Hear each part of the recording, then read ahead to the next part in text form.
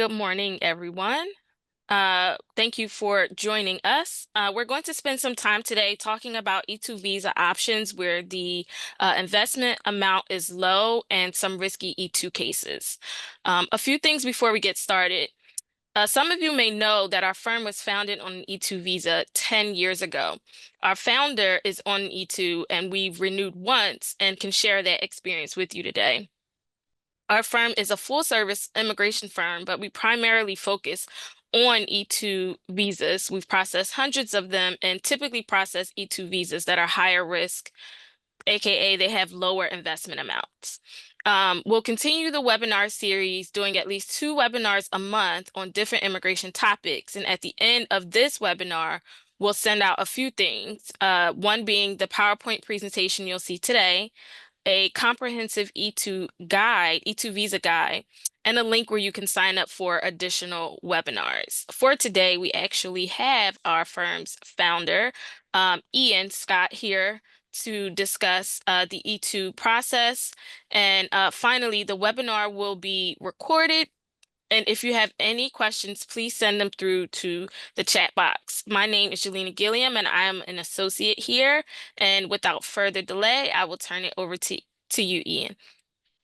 Excellent. Thank you very much, Jelena. Thank you very much. And it's great to be here. And as Jelena mentioned, I'm in the United States on an E-2 visa. So any of you who are watching and thinking about applying for an E-2 visa, I definitely know what you are going through, as I went through the exact same process myself approximately 12 years ago. So let's jump right into it. The E-2 visa, it's a visa that's really set up based on treaties between the United States and other countries. So there are about 80 countries on the list, and countries are added to the list periodically. Recently, Israel was added to the list, and New Zealand was recently added, and probably the latest country that was added to the list was Portugal. And at times, countries fall off the list. So Ecuador used to be an E-2 visa treaty country, but they're no longer that. And it just is based on who the United States has a treaty with. And really what it does, we'll go through the specifics, but really what it does, it allows for individuals to come to the United States, invest a certain amount of money, create US jobs, and it gives them the ability to live and work here in the United States. So, really good example is our own law firm. As I said, 12 years ago, I decided to start a law firm. I invested some money. I drafted a business plan and showed that I was going to be able to hire US workers. And that was enough to get an E-2 visa. So let's just go through some of the specific requirements. And so if you are an investor, if you're coming to the US and you want to buy or start a business, one of the key requirements is that the business has to be at least 50% owned by nationals from the treaty country. So in my case, I'm Canadian. And let's say that instead of starting the company and me being the 100% owner, let's just say that I had business partners. Well, I could have business partners, but if I had business partners, I would still have to own at least 50% of the company, or another Canadian would have to own at least 50% of the company. But that's the kind of fundamental or threshold requirement, that the company has to be at least 50% owned by nationals of the treaty country. And we really evidence that just by looking at the corporate documents and looking at the ownership documents, and then looking at the passports of the people who own the company. So the next big part of an E-2 visa is that you have to invest money. So it is an investor visa. An investment really means to spend, right? So it doesn't mean you can't get an E-2 visa by setting up a business, opening up a bank account, and then depositing money into the bank account. That won't work for E-2. What at risk means, that's the word in the regulations, it means that the money has actually been spent. So you may spend money on lease, you may spend money on equipment, you may spend money on employees, on a website, on marketing, but the money does have to actually be spent before, and this is sometimes this chicken and egg situation where you actually don't know if you're going to get the visa, but you do actually have to spend the money before. You do have to actually spend the money before you even apply for the visa. And we will get into the actual investment amount because our regulations just say that the amount has to be substantial, but we will talk about exactly what that means, and we will be very specific. And in particular, this webinar is on looking at an E-2 visa when the case is a riskier case. So maybe if the investment amount is low, or certain types of businesses that might lend themselves to being a little bit more difficult in terms of getting approvals. And we also will talk about the approval rates of E-2 visas as well. So the other aspect with respect to E-2 visas is you do have to prove that the money came from a legitimate source. Now, the money can come from anywhere. It can, a few things with where the money comes from. It doesn't have to come from your home country. It doesn't have to come from, money that you made personally. The money can be a gift. It can be a loan. It can be from personal savings. You can include, if you, let's say that you have a property that you sold, whether it's stocks, whether it's your home.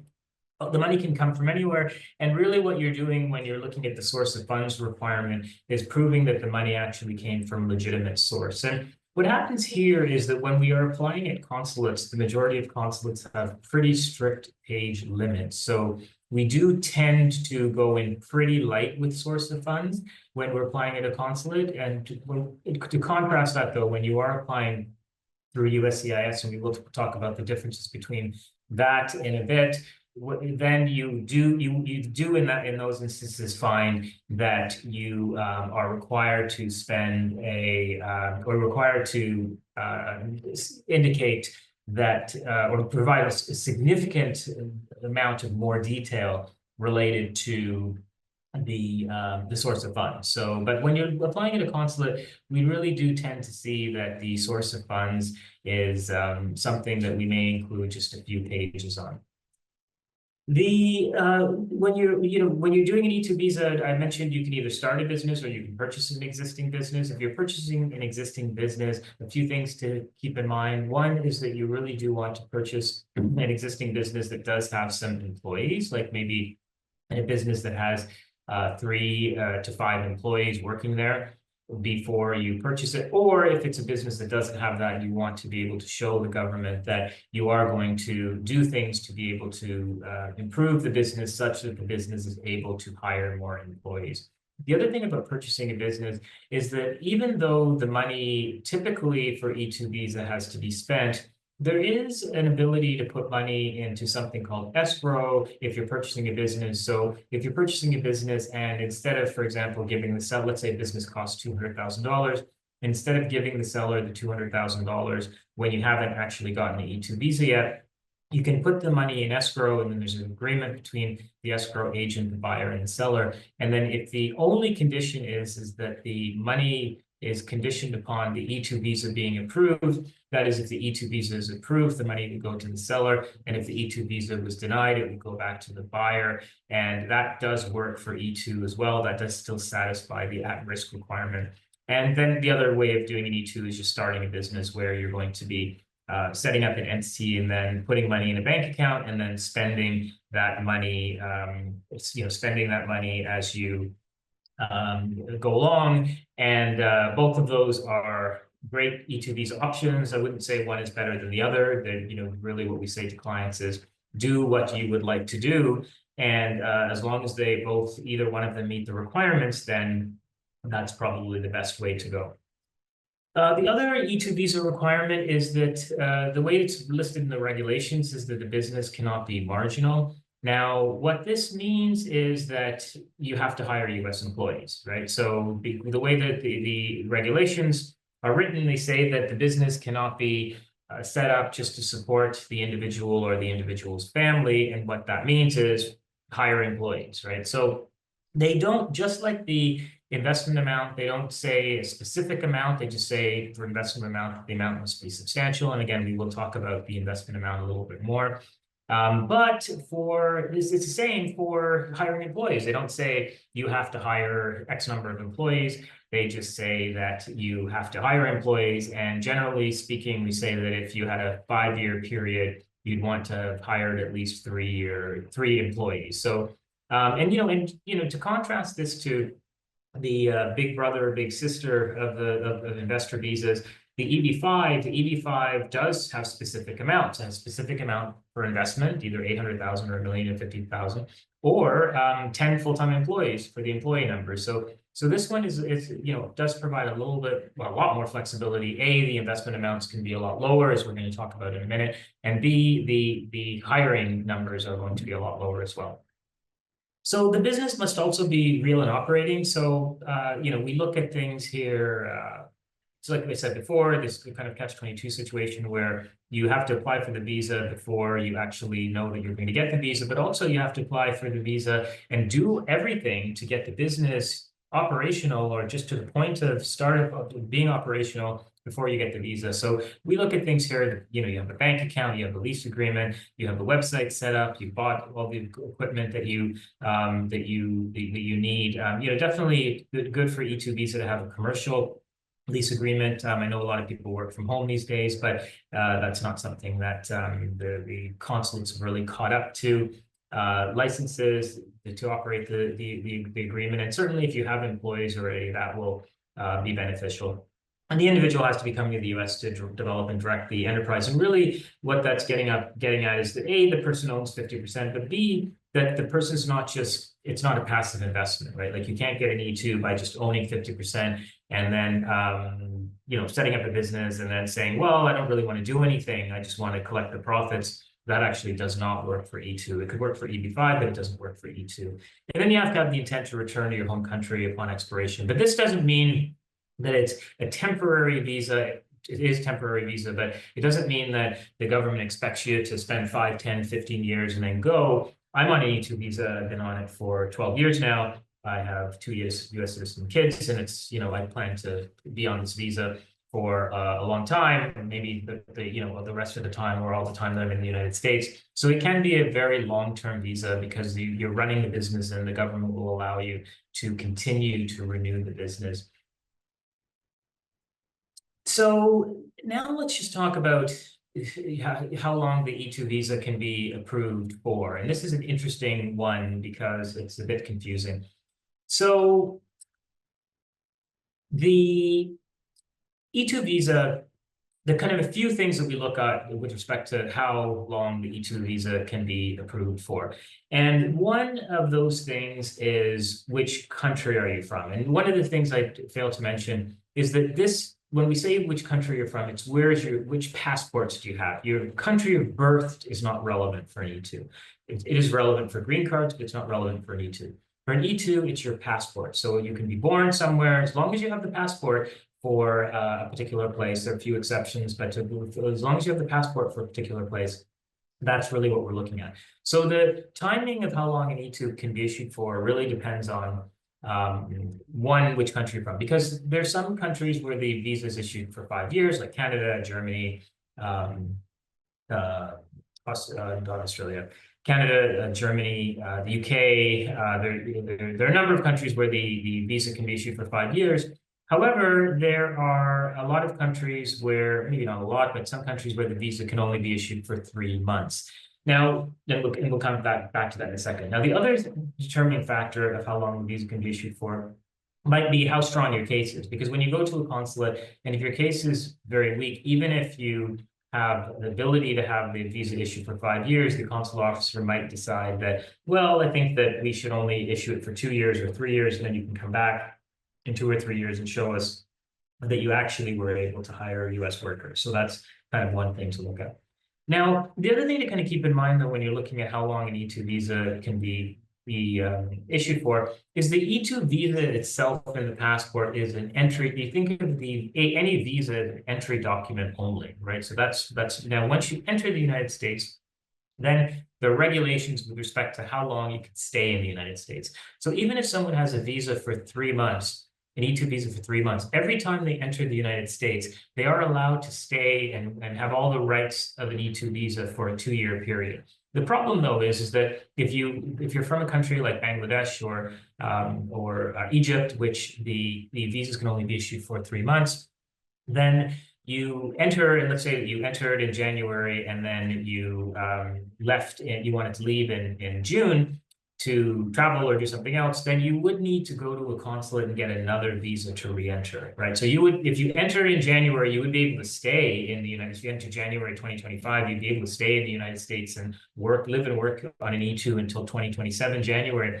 But if you left after the 3-month period, you would have to need a new visa. So there aren't that many countries that have 3 months, what's called reciprocity, but there are countries that have less than 5 years. Some have, like I think Australia has 4 years.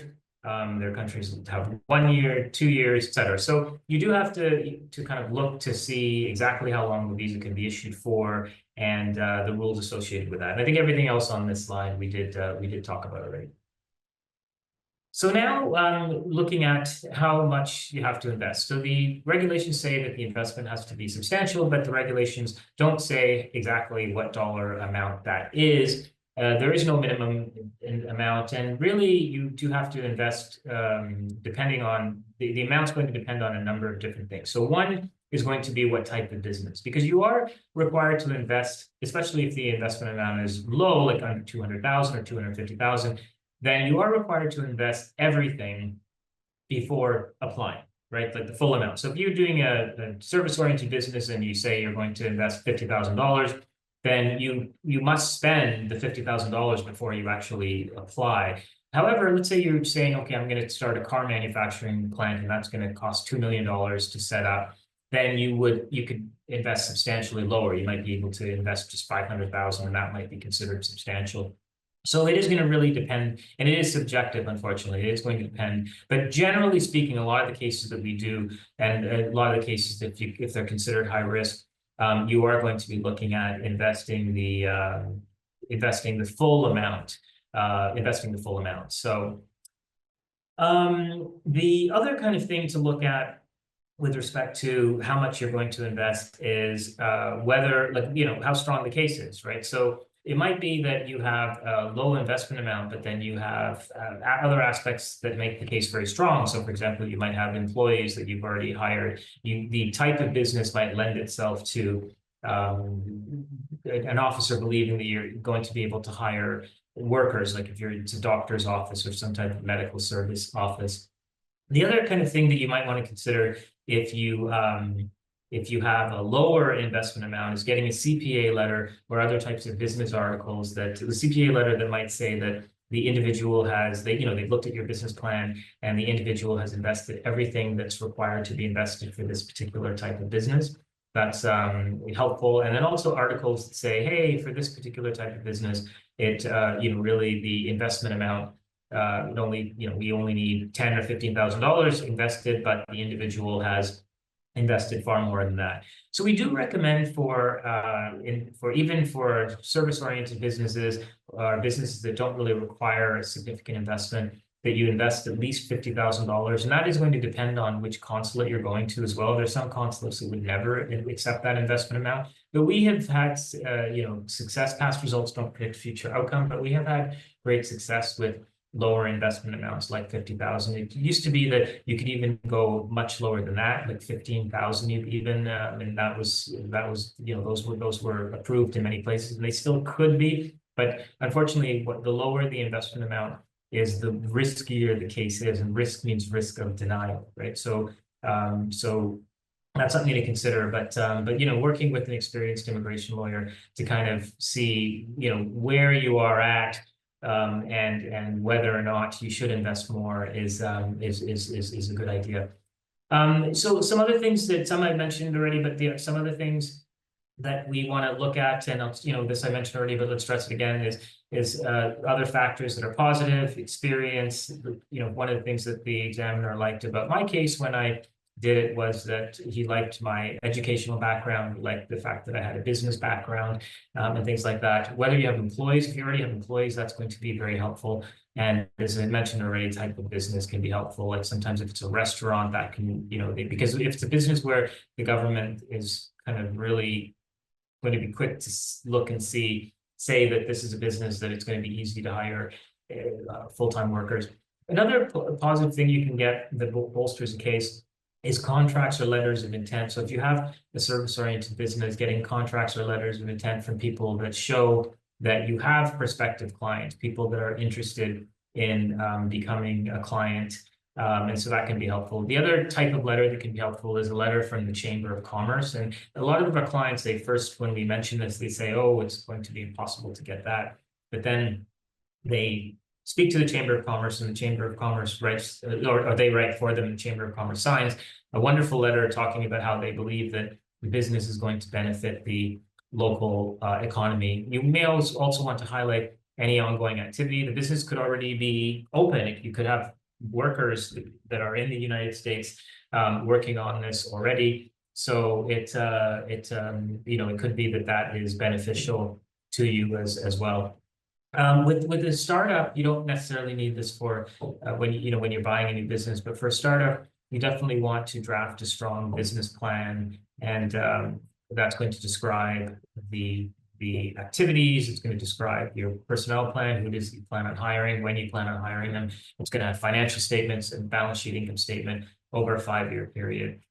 And as I said, employees is great. And there are differences. If you hire employees, then, if they're US citizens, that's really beneficial. And we talked about the CPA letter as well. So here are some, common E-2 visa expenditures. Talked about some of them: website, furniture, equipment, licensing fees.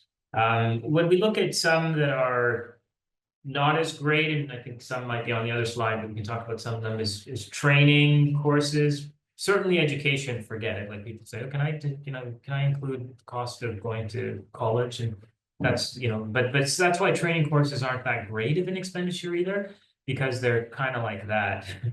So the other is car. So car, if the car vehicle is related to the business and is like, if it's a taxi service, certainly vehicle is going to be important. If it's food delivery business, car is going to be important. If it's home renovation business, maybe truck's going to be important. But if it's a service-oriented business, then a car is not going to be relevant. Even the IRS won't let you deduct the cost of a car from driving to and from work. So, and if you do include a car or vehicle, then it's better to have it purchased under the company name and maybe branded, like, so that you have, kind of the logo and things like that on the car.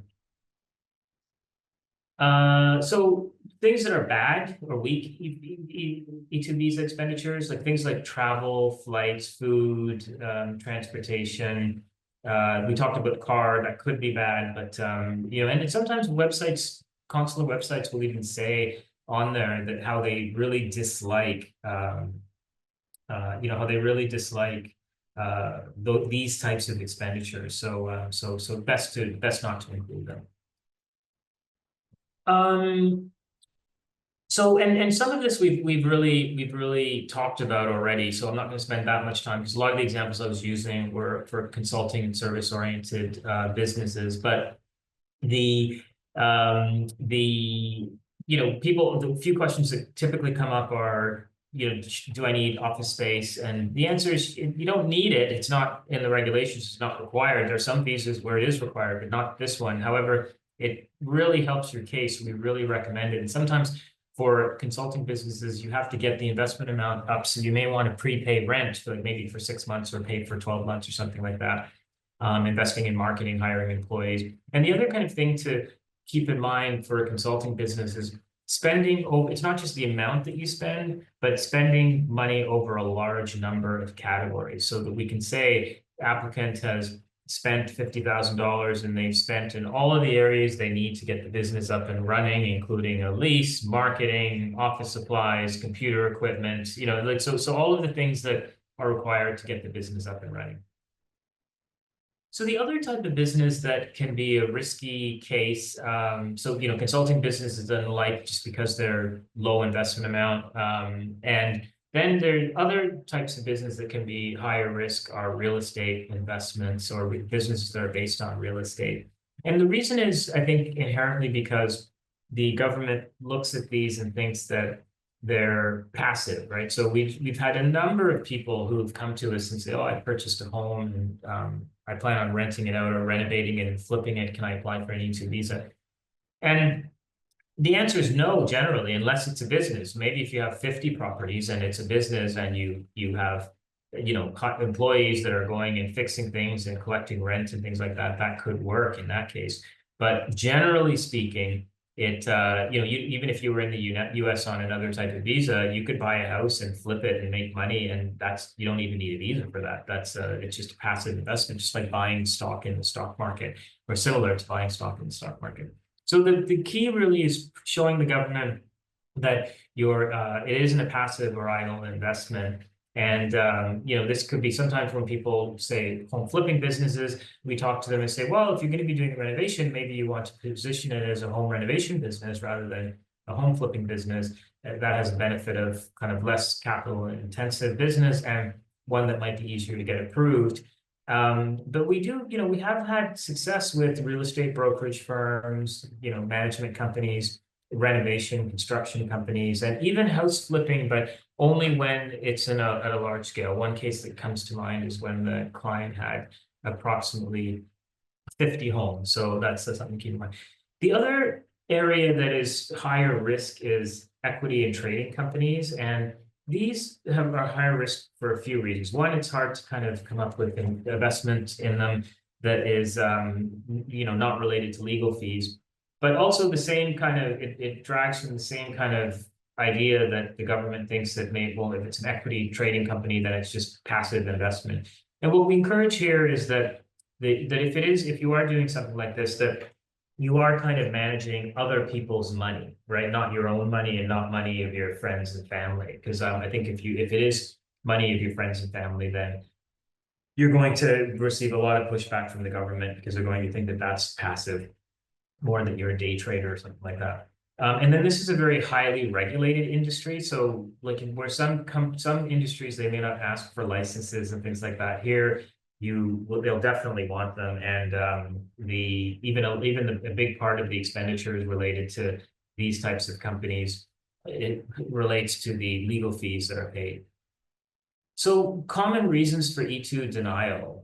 Why are E-2s denied? So one reason is low investment amount. So that's, that one's, if you're denied for low investment amount, one good thing about that is if you have money, is to just spend more money, because that's one way of remedying that particular situation, is just spending more money.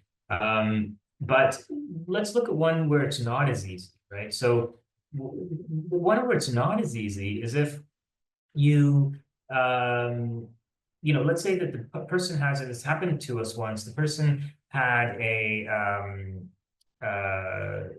company in their home country, and the company in their home country wasn't making any money, and they hadn't hired any employees for 15 years.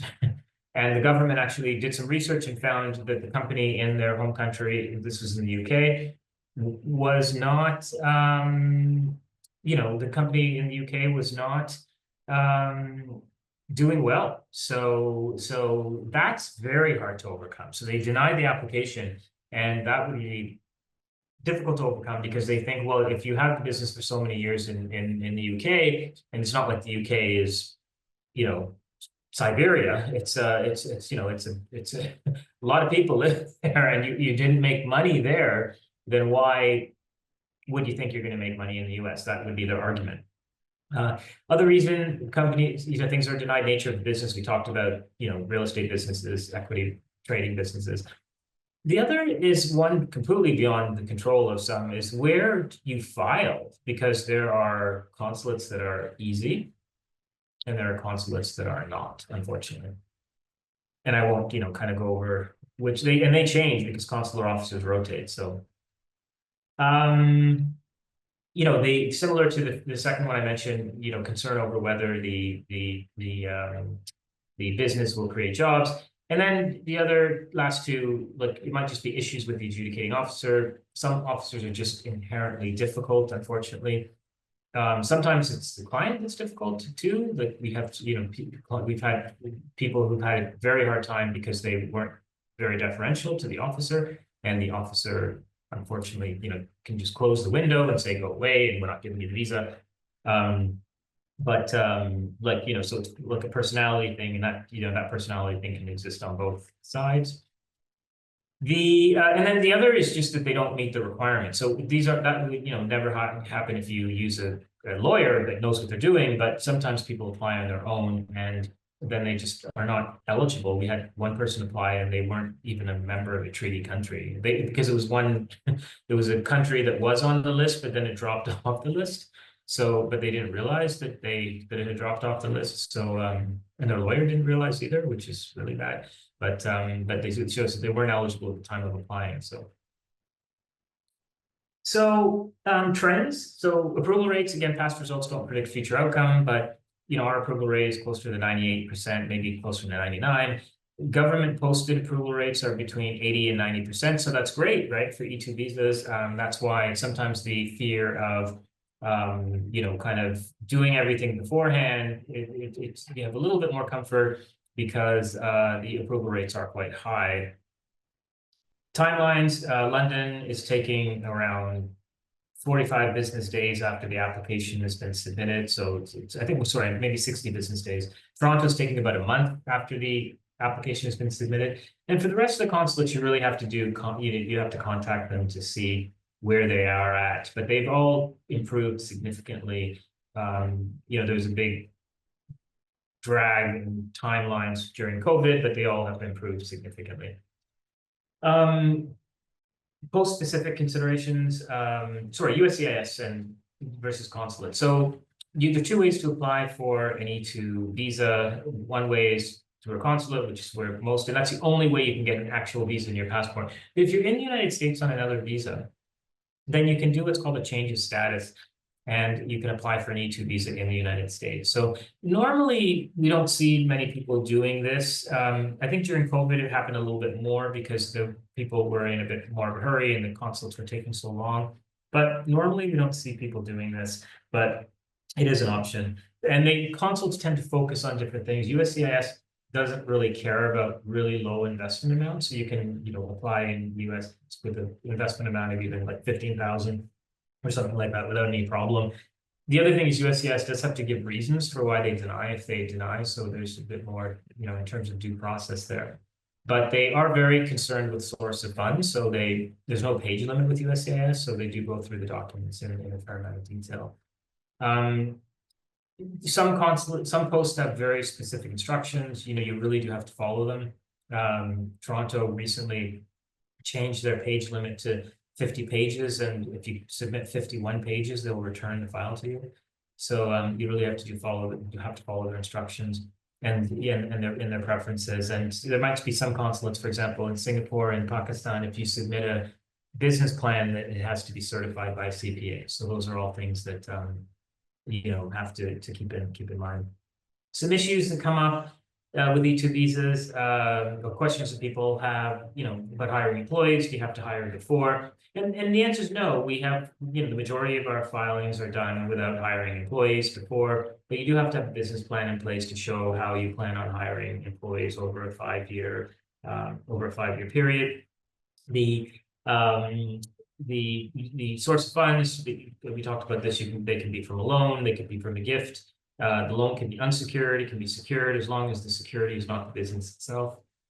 If it is, then it creates problems with respect to the investment amount. You can get an E-2 visa for one company for two people. The E-2 investor visas, the ownership can be 50-50, and they can be different nationalities as well. So you can have like a E-2, and the reason the nationality of the E-2 company is important, because we're not going to talk about it today, but there's an E-2 employee visa where you can bring people to the US that are nationals of the same country. So for example, I could bring people to the US on an E-2 visa that have Canadian passports based on my E-2 company. So if you're in the United States, then you have something like a substantial change. Like, so let's say you were a restaurant business and you decided you wanted to become a consulting company.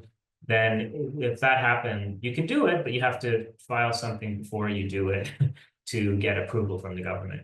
And then the other kind of thing to keep in mind is just like if you are purchasing things from family, then you do have to make sure that you have a clear roadmap with respect to what has happened and whether there is a real proof that a real transaction is happening. So if you're buying a business from your brother-in-law or something like that, or sister-in-law, then you want to make sure that you have a valuation done, see that the amount you're paying is what the business is actually worth. And that's really you want to make sure that that is all of that is that is in place. So they do tend to scrutinize those types of relationships more in just because they sometimes question.